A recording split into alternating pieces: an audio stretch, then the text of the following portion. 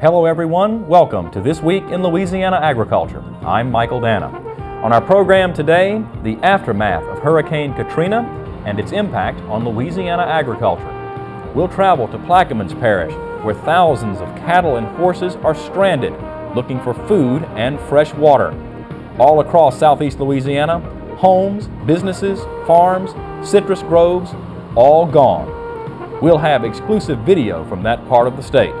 Also today, we'll travel Louisiana's Sugarcane Corridor to show you how the state's sugarcane crop was leveled by Hurricane Katrina's pounding winds. All that, plus major structural damage to homes, barns, and dairy sheds all across the Florida parishes. Farm reporter A.J. Sabine shows us this damaged dairy barn in St. Helena Parish. And Commissioner of Agriculture and Forestry Bob Odom on the hurricane's aftermath and what kind of aid residents and farmers can expect from Washington. By now, you've no doubt seen the images, heard the stories. It's been a week since Hurricane Katrina slammed into the Louisiana-Mississippi Gulf Coast. While officials here in the state are still assessing the loss of life and property, agriculture too is counting its losses. Without a doubt, one of the hardest hit areas of the state was Plaquemines Parish. In fact, some are saying it's hard to distinguish between the Gulf of Mexico, the Mississippi River, and what's left of Louisiana's most coastal parish. Early last week, farm reporter Bill Sherman flew over the area and shows us what's left of homes, businesses, and farms. You're looking at what used to be Plaquemines Parish before Hurricane Katrina, before high winds, rain, and most of all, a devastating tidal surge made landfall in Louisiana. This is where thousands of people once called home and worked, whether in the maritime, oil and gas, or even farming industry. In fact, Plaquemines Parish was home to the largest number of citrus producers in the state. You can see the tops of orange, grapefruit, and satsuma trees, now all underwater. And depending on just how much salt water is deposited here, dictates whether these trees ever come back. But it definitely doesn't look good. Our plane is now turned around and traveling north. We're flying right on top of the Mississippi River, looking west. Down below us, another stand of fruit trees. By the way, here's what they normally look like at eye level, before the hurricane hit. And here is what they look like today.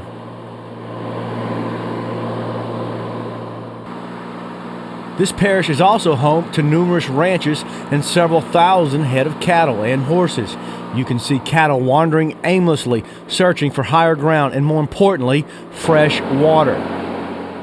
These 100 or so head of cattle are located just north of Empire in what once was pastures, now part of the Gulf of Mexico. No doubt, again, these cattle looking for fresh water and food. These are Brahma-influenced animals. I mean, these are hardy marsh animals. How long can they survive?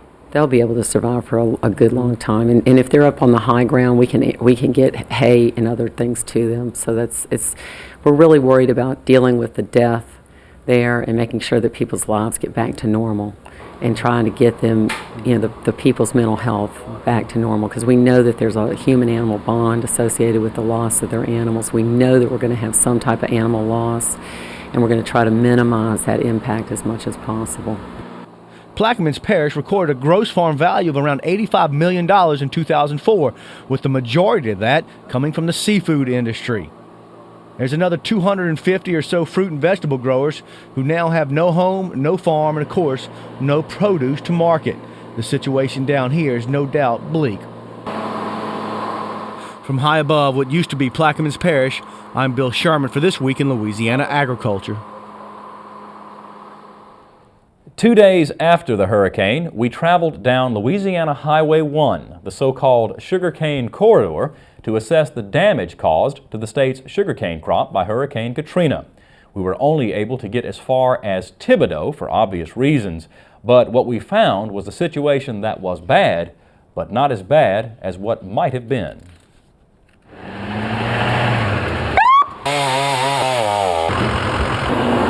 We have some uprooting here. These are the sounds of assessment and recovery. All across Louisiana Highway 1, the sugarcane is down.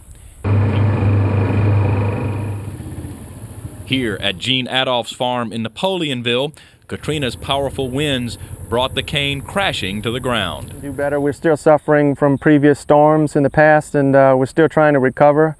There are a lot of farmers still in dire straits economically, and we're trying to do our best, and this certainly won't help at all. But that's not to say there's not some good news here at Adolph's farm. While much of his 450 acres is lying flat, the one bright spot is that while Katrina packed a powerful punch, she brought relatively little rain to this area. Well, I think if we had more rain, you could see that the roots, the whole stubble box would have become uprooted and the soil would have washed away. But here the soil stays intact, and we just have the stalk leaning, and I think if we haven't had any breakage with it, I don't see any here, you still have a viable stalk that will continue to grow and perhaps upright itself in the next few weeks or so. The sugarcane is at a critical stage right now.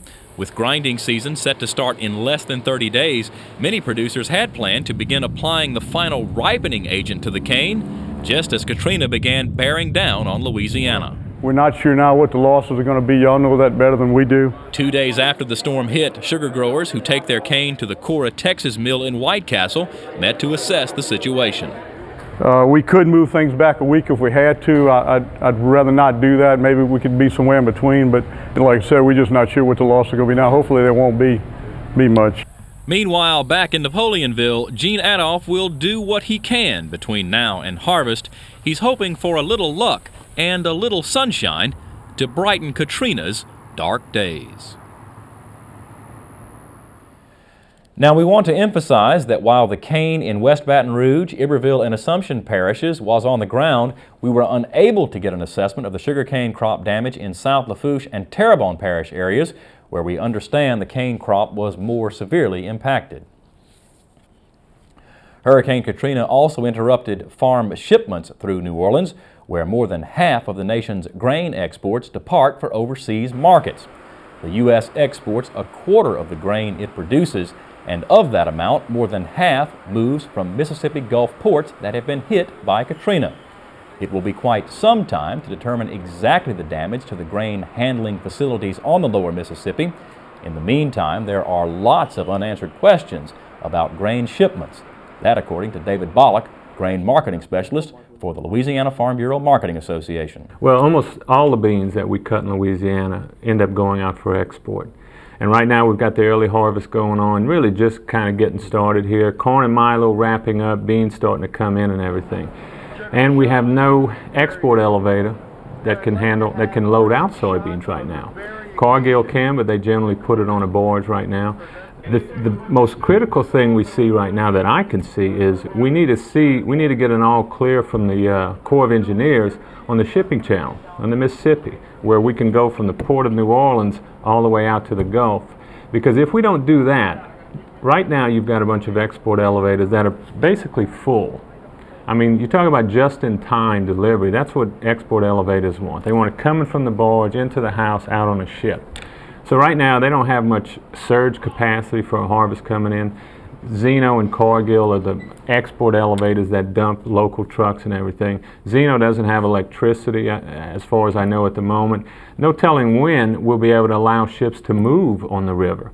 But until we can load out ships, then we can start offloading barges and get empty barges again, because that's what's really the biggest problem right now.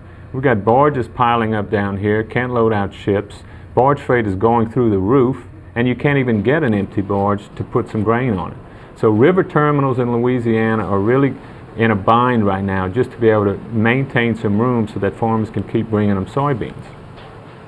Another critical issue facing farmers right now is the availability of diesel fuel. Diesel is being used primarily for generators powering hospitals and makeshift refugee camps. Farmers are having a difficult time locating fuel right now, and it could get worse as harvest time gets into full swing. Now here's Bill Sherman with this week's special guest, Louisiana Commissioner of Agriculture and Forestry, Bob Odom. Bill? Thanks, Mike. We're joined now with Commissioner of Agriculture, Bob Odom. We're here at his office in between visits to the Office of Emergency Preparedness. And Commissioner, I know there's safety, people's safety, lives. Of course, that's the most important thing we're worried about. But not far from that is agriculture and some of your responsibilities. Tell us what your staff's doing and what you're doing there at OEP. Okay, at OEP, we're responsible for fuel. We're trying to get the fuel into New Orleans so that the hospitals can run the generators on, and one of the main ones is Children's Hospital, and trying to make sure it's got fuel. The other thing that we're doing, we're handing out food. FEMA is setting the locations up. We got people manning the locations and handing out water, food, and tarpaulins. The other thing that we've got some airplanes up, we're trying to evaluate how much damage there is to livestock. We need to make some determination there. We looked at sugarcane day before yesterday. It's basically down, but I believe it's not broken off. I believe it can be picked up and won't be any problem there. Thing I hope is not broken, because if it will, it will affect next year, the next year's stubble, as you know. We will start evaluating the agriculture area and making a determination how much loss we have. We talked with Willie Cooper yesterday with Farm Service Agency and Paul Correll this morning and with LSU, and trying to make a determination of exactly what the economic impact as far as ag is concerned. Hopefully that it turned out towards Mississippi, and I hate it for Mississippi, but hope that our cotton didn't get much damage and our soybeans, and your rice is probably 2/3 harvested already. Corn is harvested. I know we were seeing some video here at Plaquemines Parish. Some of the cattle, they're stranded. There's no fresh water. I don't know how salty or brackish that water is down there, but eventually those animals are going to need water, medication. They might pose a problem once they start dying. Well, think about it. We've got to determine how we're going to dispose of them if they die. You know, the water, you got so much water covered down there. You can't burn them, you can't bury them. So you got to make a determination how you dispose of them. And there's quite a few. I think in the total area that storm was involved, we got about 135,000 head of cattle. So that's a large number of cattle. We got to make some determination what to do.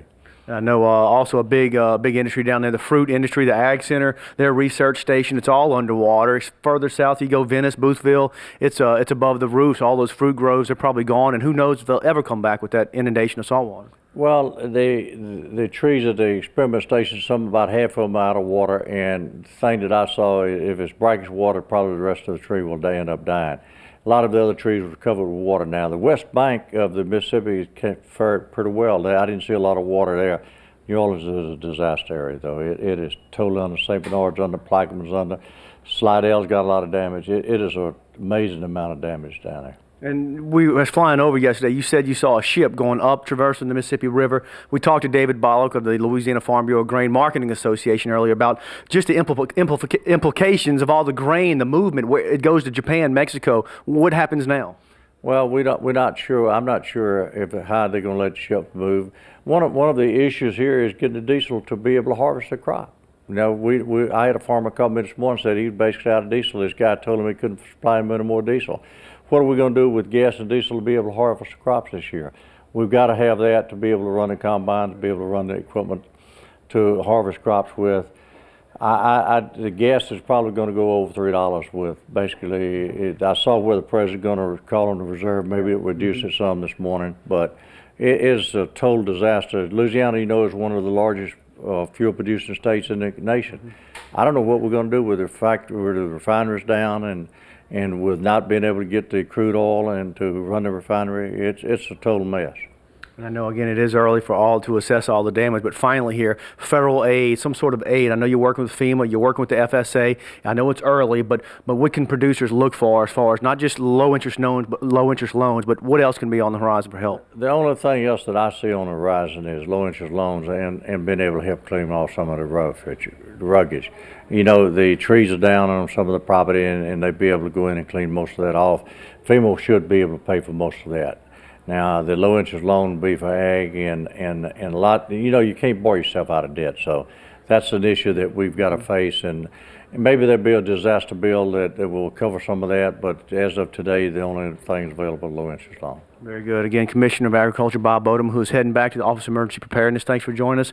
We will, of course, have updates in the next month or so, continuing the rebuild or the cleanup of Hurricane Katrina. Coming up next on this week's show, we're up in St. Helena Parish, looking at this damaged dairy, many more like it, up in that part of the state. We'll have a lot more on This Week in Louisiana Agriculture following these messages. Stay with us. Welcome back, everybody.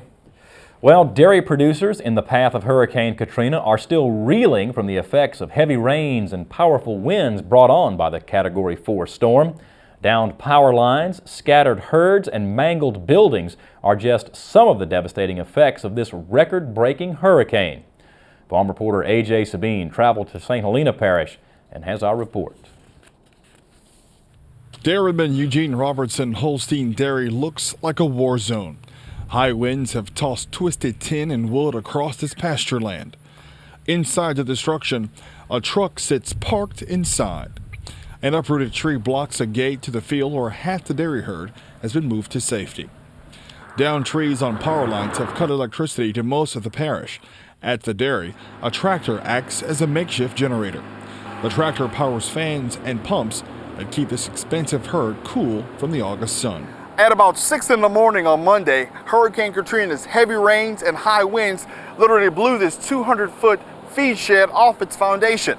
Roberts says he just barely got his dairy cows out and into safety. Really, just the wind is all you could hear, and rain across the road there is where I live, and we didn't hear any of the building when it was falling, you know, and kind of all the wind just blowing there at the house. But we had looked back across and could see the building was gone. And it just wouldn't slack up, you know. Robertson says he just rebuilt this feed barn not 18 months ago. He thinks a twister may have made its way through his place during Katrina's wake through St. Helena Parish. He says he hasn't seen destruction like this since he was a kid. In '57, I think we had that one. I can remember a lot of it, but maybe not as huge an area as we have now. You know, we're talking all the way from Alabama through ever how far west it is here, but there's a lot of damage. So we'll be fortunate, you know. Getting electricity up and running is a high priority now that the storm has left the state. He needs power to keep his milk fresh and his cows comfortable. If he can't get power restored, he'll be forced to dump more than $4,000 worth of milk per day.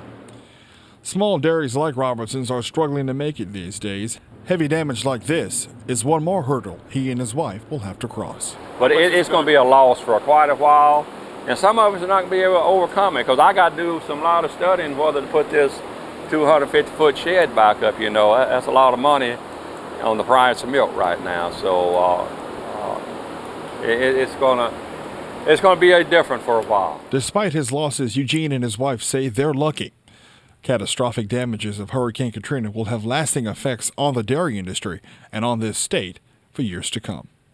In Pine Grove, I'm A.J. Sabine for This Week in Louisiana Agriculture.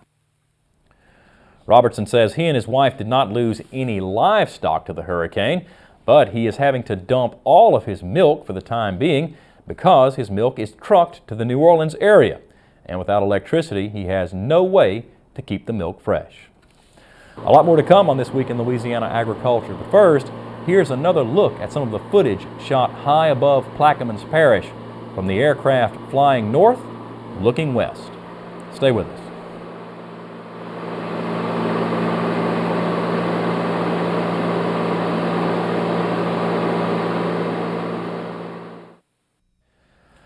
Well, on a lighter note on today's program, it seems soybeans are turning up everywhere these days, in the foods we eat, even in our fuel tanks, as well as the food that nourishes our livestock. Now, soybeans are also working their way into our homes and maybe helping with our utility bills. Here's Matt Fleck. Affordable quality housing is needed in southeastern Kentucky. That's why the Wayne County chapter of Habitat for Humanity is now building its third home in the town of Monticello. This one includes a unique foam-based insulation. Well, I understand soybeans are part of the process of making this insulation. So once again, we're using some things that we have in our community and the farmers need to be excited about the fact of another use for soybeans. And another use for soybeans is another penny or two in our pocket when it comes to selling. The Kentucky Soybean Board donated the insulation for the new house, the first Habitat for Humanity project in the country to use the soy-based spray foam. Developed with support from soybean farmer checkoff dollars, the soy insulation, called BioBase 501, is quickly and easily applied. It's amazing to watch the application of it because it'll expand 100 times, and you can just stand there and watch it as it's sprayed on. It just seals everything, every crack, crevice, and corner. It's just amazing. This can literally breathe. It's not going to trap moisture, and yet it completely shuts down air infiltration, which is the #1 cause of energy loss in a house. This literally represents the pinnacle of insulation technology. In fact, the soy foam insulation was named Outstanding Green Product of the Year in 2003 by the National Association of Home Builders and has been shown to cut heating and cooling costs by 30 to 50%. I'm Matt Fleck reporting. Now here's a look at this week's livestock markets.